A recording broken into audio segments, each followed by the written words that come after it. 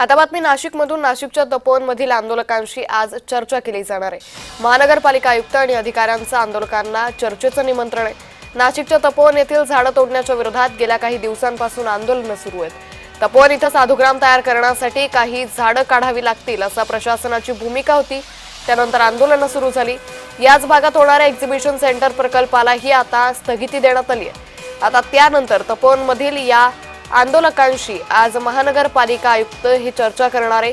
या चर्चेअंती नेमकं काय होतं हे पाहणं अतिशय महत्त्वाचं ठरेल। तर तपोवनमधील मुद्दा गेल्या काही दिवसांपासून सातत्यानं गाजताना दिसून येतोय।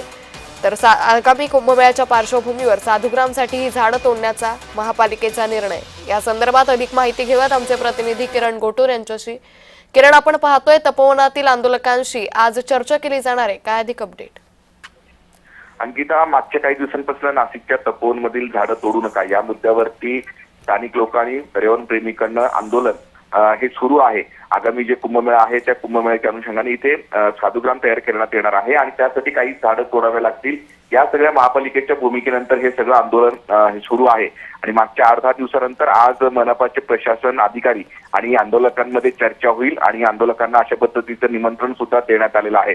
आज सकाळी 10 ते 11 दरम्यान मनपा आयुक्त मनीषा खत्री आणि काही अधिकारी हे सगळे लोक आंदोलकांची चर्चा करतील आणि या सगळ्या मुद्द्यावरती काहीतरी मार्ग काढण्याचा प्रयत्न करणार आहेत। त्यामुळे या सगळ्या बैठकीअंती काय निर्णय होतो हे पाहणं महत्त्वाचं असणार आहे। निश्चित।